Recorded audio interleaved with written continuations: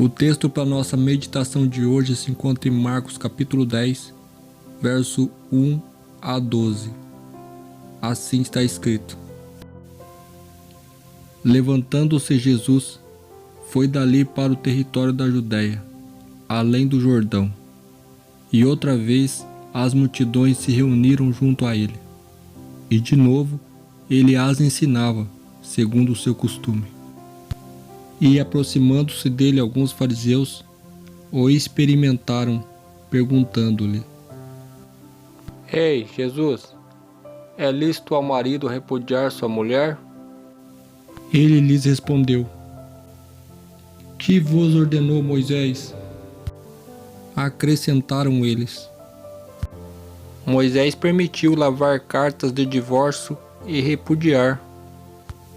Mas Jesus lhes disse: Por causa da dureza do vosso coração, ele vos deixou escrito este mandamento. Porém, desde o princípio da criação, Deus os fez homem e mulher.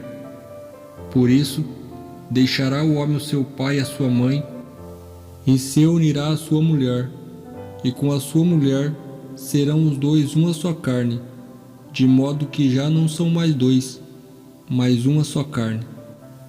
Portanto, o que Deus juntou, não separe o homem. Assim que voltaram para casa, os discípulos o interrogaram sobre este assunto. E ele lhes disse: Quem repudiar sua mulher e casar-se com outra, comete adultério contra aquela.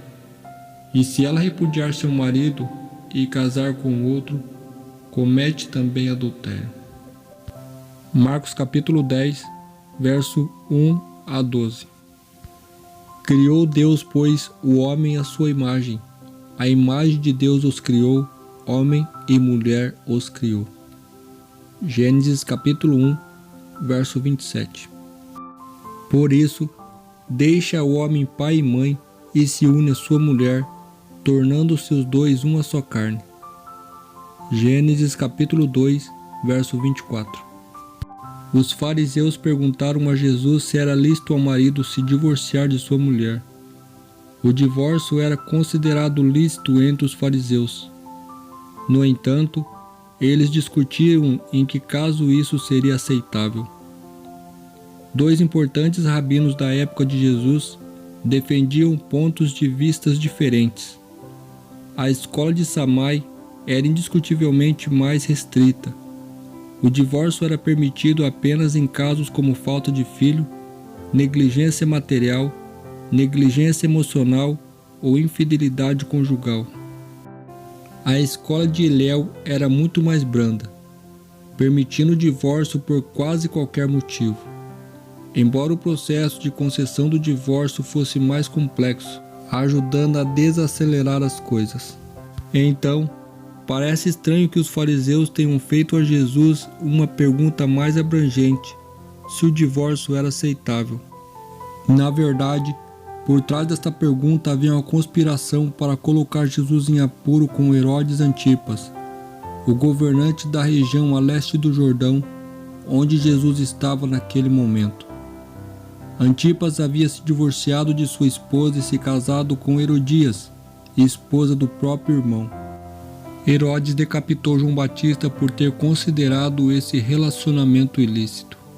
Jesus respondeu indagando o que Moisés tinha ordenado.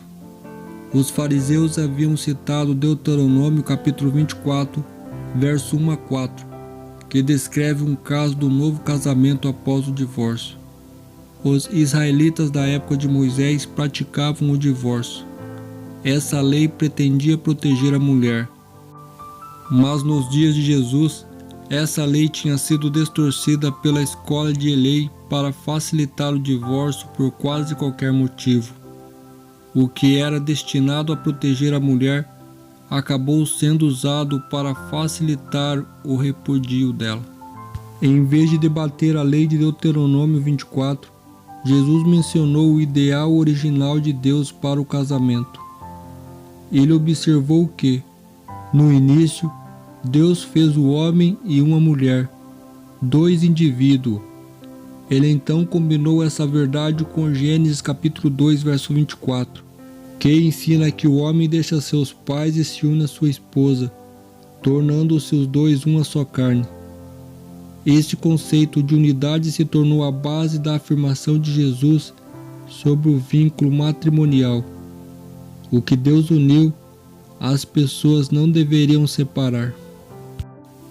Quando posteriormente os fariseus o interrogaram acerca do legalismo do divórcio, Jesus apontou a seus ouvintes a antiga constituição do casamento, segundo foi ordenado na criação. Moisés, disse ele, permitiu que vocês se divorciassem de suas mulheres por causa da dureza do coração de vocês. Mas não foi assim desde o princípio. Ele lhes chamou a atenção para os abençoados dias do Éden, quando Deus declarou tudo muito bom. Foi nessa ocasião que tiveram origem o casamento e o sábado, instituições gênias para a glória de Deus e benefício da humanidade. Nessa ocasião, ao unir o Criador às mãos do Santo Par em matrimônio, dizendo: deixará o homem pai e mãe e se unirá à sua mulher, e eles se tornarão uma só carne. Gênesis capítulo 2, verso 24. Ele anunciou a lei do matrimônio para todos os filhos de Adão, até o fim dos tempos. Aquilo que o próprio Pai Eterno declarou bom era a lei da mais elevada bênção e desenvolvimento para todo ser humano. Jesus veio ao nosso mundo para corrigir erros e restaurar a imagem moral de Deus nas pessoas. Ideias erradas a respeito do casamento haviam se estabelecido na mente dos mestres de Israel. Eles estavam tornando sem efeito a sagrada instituição do casamento. O homem estava se tornando tão insensível que, pela mais trivial desculpa, poderia se separar de sua esposa ou, se preferisse, podia separá-la dos filhos e mandá-la embora. Isso era considerado uma grande humilhação e muitas vezes era acompanhado do mais terrível sofrimento para a pessoa repudiada. Cristo veio para corrigir esses males, e seu primeiro milagre foi um casamento. Assim, ele anunciou ao mundo que o casamento, quando puro e incontaminado, é uma instituição sagrada.